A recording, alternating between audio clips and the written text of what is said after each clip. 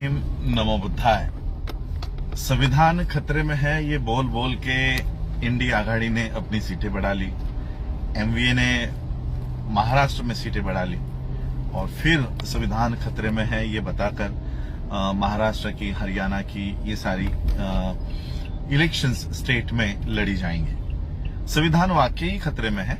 संविधान ऐसा नहीं है कि खतरे में नहीं है, संविधान वाकई में खतरे में है। लेकिन जो लोग संविधान खतरे में है ये कहकर संसद में गए हैं, अभी विधानसभा में जाएंगे, तो जब संविधान पर सही मायने में हमला हो रहा है तब ये लोग चुप क्यों है?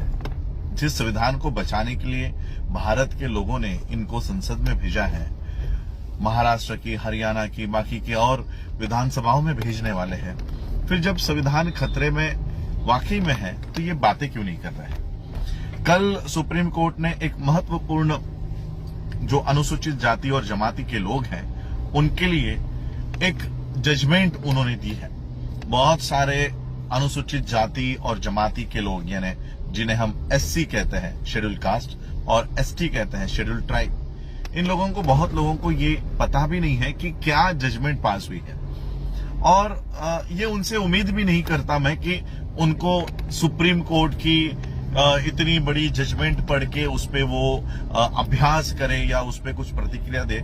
ये तो हमारे जैसे पढ़े लिखे लोगों का, आपके जैसे पढ़े लिखे लोगों का, हमारे समाज में एडवोकेट्स जो है, पढ़े लिखे वर्ग जो है, ये उनका काम है उन्हें समझाना। सुप्रीम कोर्ट ने कल जो निर्णय दिया है कि जितने भी राज्य भारत में है वो अपने अपने राज्य में अनुसूचित जाति यानी एससी और अनुसूचित जमाती यानी एसटी के लिस्ट में वो ग्रुप्स कर सकते हैं, यानी कोटा जो दिया हुआ है उस कोटा के अंदर वो कोटा लागू कर सकते हैं।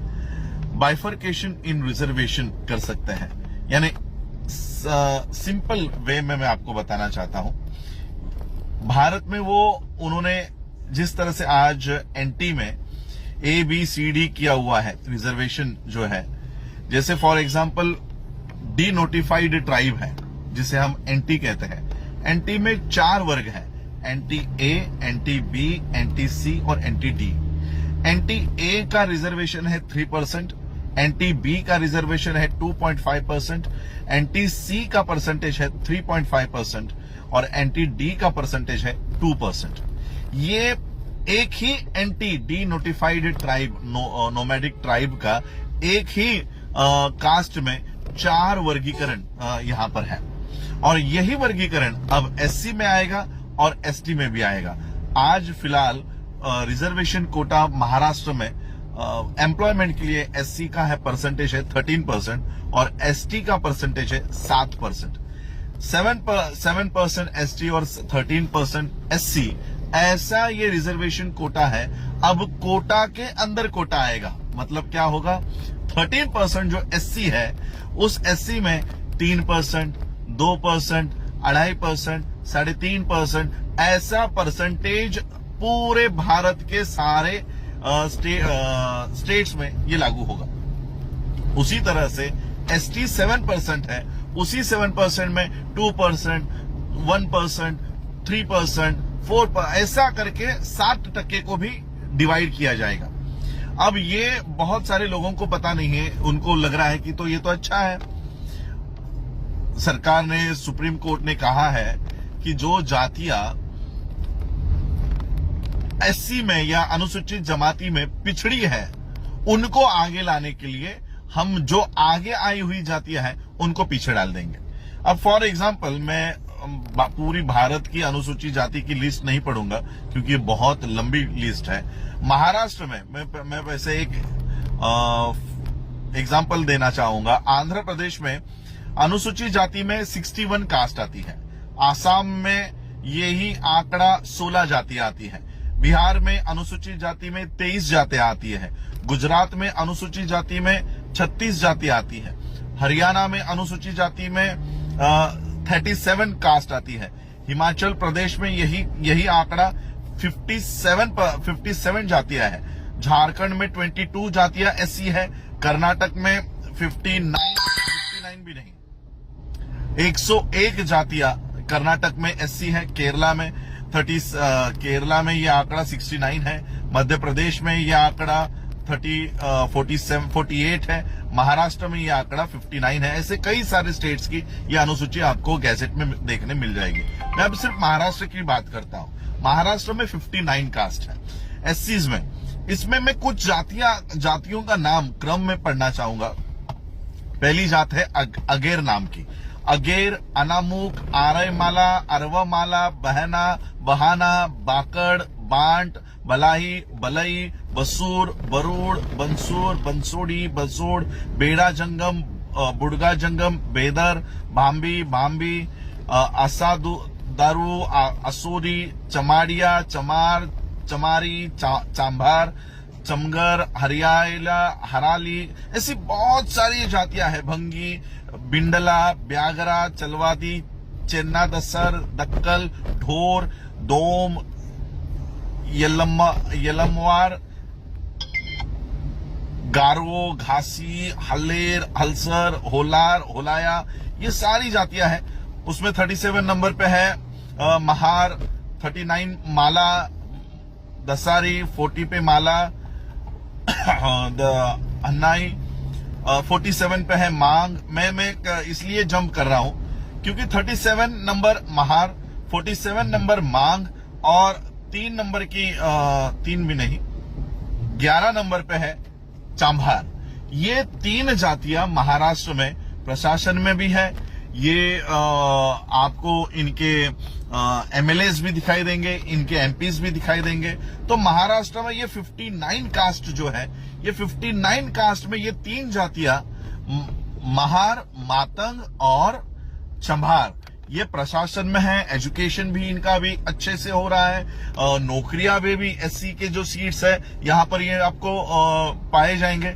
अब ये 3 कास्ट जो यहां पर आगे आई है, यानी हमने कभी भी महाराष्ट्र में ये जातियां कभी नहीं सुनी थी।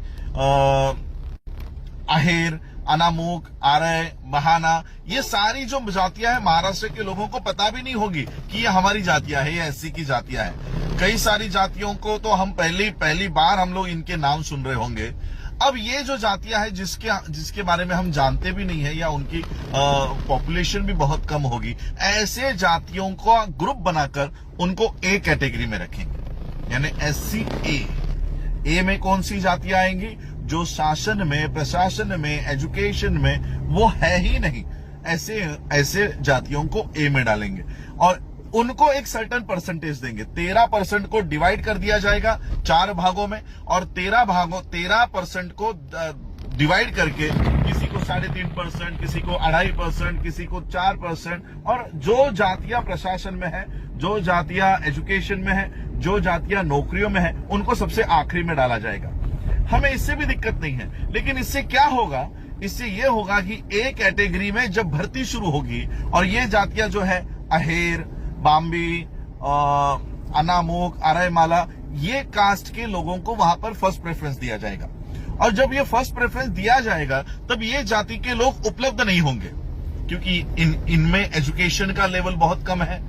एजुकेशन का लेवल कम होने की वजह से जब इनकी सीटें भरी जाएंगी तब इनको एम्प्लॉयमेंट के लिए ये कभी एप्लीकेशन नहीं करेंगे। पहली बार जब एडवर्टीजमेंट आएगी कि इतने पोस्ट भरने हैं और एससी में ए कैटेगरी के एज ए की जो वर्गीकरण किया गया है उनको अपॉइंट किया जाने वाला है, तो पहली बार में इनके कोई एप्लीकेशंस नहीं आएंगे। आए भी तब भी उस लेवल के नहीं आएंगे जो एजुकेशन क्वालिफिकेशन उनको चाहिए। सेकेंड बार भी इसको जब एडवर्टाइजमेंट दिया जाएगा तब भी, क्योंकि हमारा सबसे बड़ा जातिवाद एक ही शब्द से किया जाता है, नॉट फाउंड सुटेबल। हम लोगों को जातियों की गालियां नहीं दी जाती, हमें हमारे रिमार्क में जब अपॉइंटमेंट की या हमारे इंटरव्यूज चलते हैं तो रिमार्क में हमें गाली दी जाती है और वो गाली का नाम है not found suitable. Candidate not found suitable, ये एट्रोसिटी से भी भयानक गाली हम लोगों को दी जाती है। यानी हम लोग इंटरव्यूज के लिए भी जाते हैं तब भी हमारे सामने लिखा जाता है कि नॉट फाउंड सुटेबल। ऐसा 3 बार होने के बाद, वो कास्ट के लोग नहीं मिलने के बाद, वो कास्ट या वो रिजर्वेशन सीधा डी रिजर्व हो जाएगा। 3 बार में उस जाति के कैंडिडेट न मिलने पर वो रिजर्वेशन पूरी तरह से खत्म हो जाएगा। और जो 13% की एडवर्टीजमेंट निकाली जाती थी, जिसमें महार, मातंग, चमार, ढोर, ये कैटेगरी के लोग एप्लीकेशन करके प्रशासन में जाते थे, नौकरियों में जाते थे, एजुकेशन स्कॉलरशिप्स ले रहे थे, अब इनको अपॉर्चुनिटी होने के बावजूद भी ए में नहीं लिया जाएगा, बी में नहीं लिया जाएगा, सी में नहीं लिया जाएगा और डी की कैटेगरी भरी नहीं जाएगी। तो हमारा रिजर्वेशन इस तरह से खत्म करने का काम सुप्रीम कोर्ट ने किया है। सुप्रीम कोर्ट ने तो जजमेंट दे दी, लेकिन मैं आपको वो जजमेंट भी देने का अधिकार किसका है? आर्टिकल 341, बाबा साहब अंबेडकर जी ने आर्टिकल 341 देखो कैसा लिखा है। बहुत सारे लोगों को इसको शांत दिमाग से पढ़ने की जरूरत है। क्या लिखते हैं बाबा साहब अंबेडकर?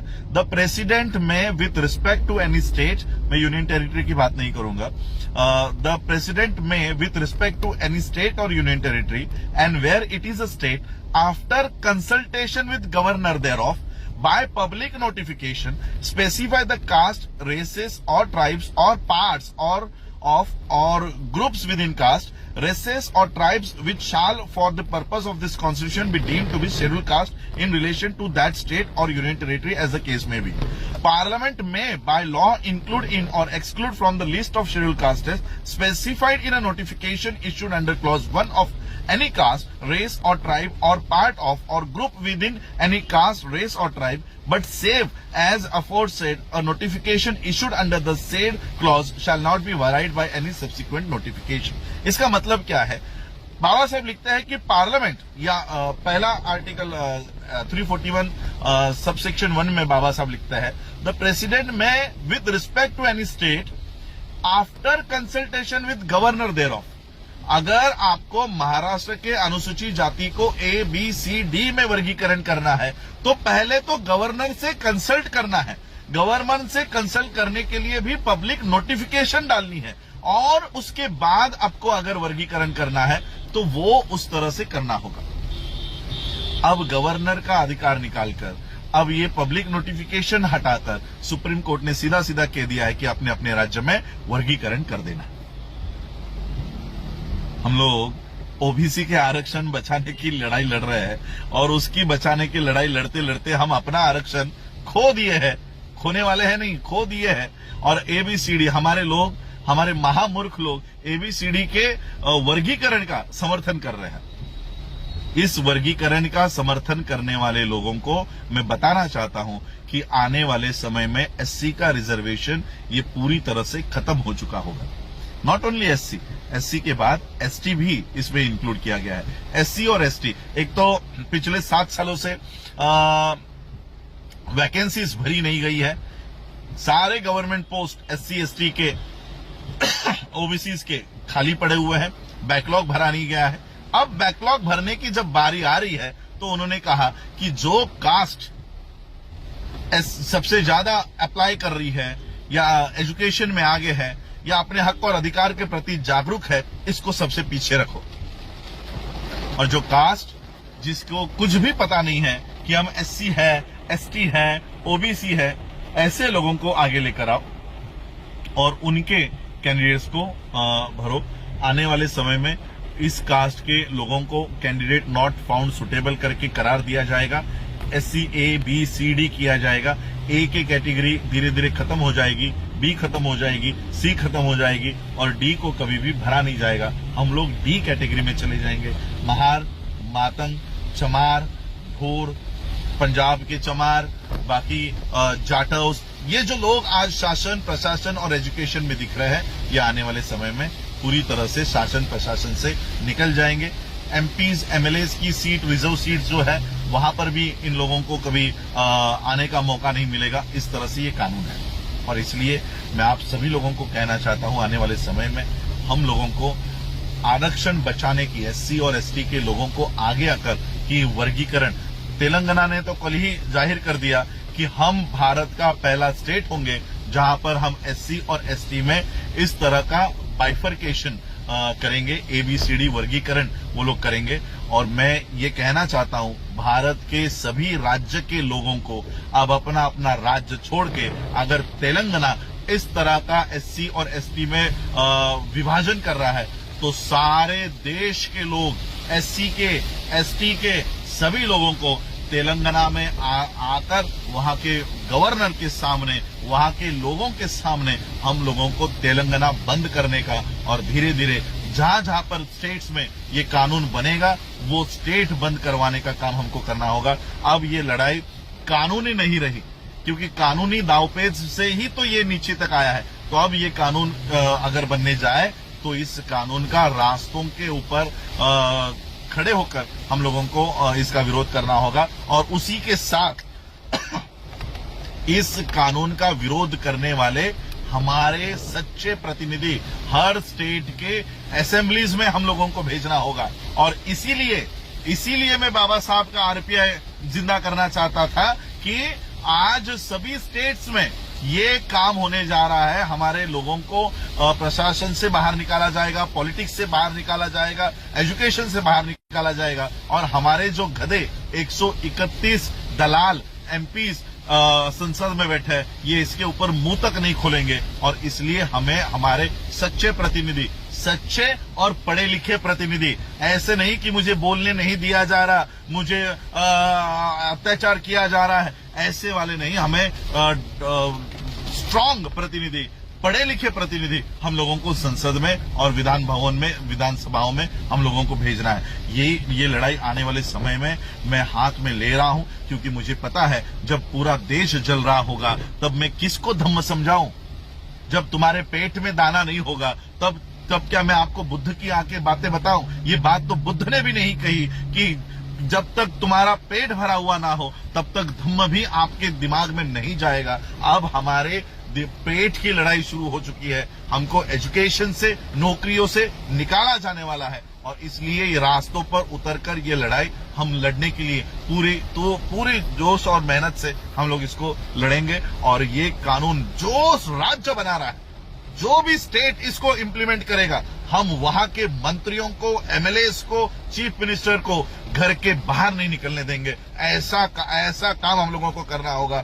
2 अप्रैल 2018 अगर यहाँ की व्यवस्था भूल गई होगी तो हमें उनको फिर से ये दिन याद दिलाना पड़ेगा कि अगर हमारे एट्रोसिटी एक्ट में तुम छेड़खानी करते हो तो हम क्या कर सकते हैं। यहाँ तो पूरा का पूरा एससी एसटी रिजर्वेशन तुम लोग खत्म कर रहे हो। और ऐसे हालात में हम घर पर चूड़ियां पहनकर नहीं बैठने वाले हैं। हम रास्तों पे उतर के जितने भी एमपी, एमएलएस, एमपीज तो यहाँ पर रोल नहीं आएगा, जितने भी एमएलए इसके फॉर में वोट करेंगे या इस कानून को लागू करने का काम करेंगे, सबसे पहले तो एससी के एमएलएस को पीटेंगे, एससी के एमएलएस को पीटेंगे। उसके बाद जनरल वालों की बारी आएगी, सीएम की बारी आएगी। तो यही मैं आज आप लोगों को समझाना चाह रहा था कि एससी का और एसटी का रिजर्वेशन खत्म हो चुका है।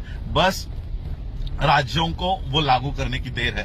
मैं महाराष्ट्र की सरकार को आने वाली, क्योंकि अभी ये तो 26 नवंबर तक की ही गवर्नमेंट है, आने वाली सरकारों में भी हम लोग ये प्रेशर बनाए रखेंगे कि ये सुप्रीम कोर्ट ने दिया हुआ का जजमेंट महाराष्ट्र में लागू ना हो। बस यही समझाने के लिए मैं आज आपको, क्योंकि बहुत सारे हमारे और वर्गीकरण का हमारे ही नालायक लोगों ने कई सारे स्टेट्स में जाकर इसका समर्थन किया हुआ है कि वर्गीकरण होना चाहिए। अब क्यों होना चाहिए ये कभी इन्होंने बताया नहीं, लेकिन ABCD ये बाइफर्केशन अगर एससी में हो जाए और एसटी में हो जाए तो हमारे जो कैंडिडेट सुटेबल होने के बावजूद भी ABCD में कभी अप्लाई नहीं कर पाएंगे और कैंडिडेट नॉट सुटेबल कहकर हमारी जो रिजर्वेशन है, ये डी रिजर्व, ये जो सीट्स है ये डी रिजर्व कर दी जाएंगी। इसलिए हम लोगों को इस कानून के खिलाफ लड़ना है। जय भीम, नमो बुद्धाय।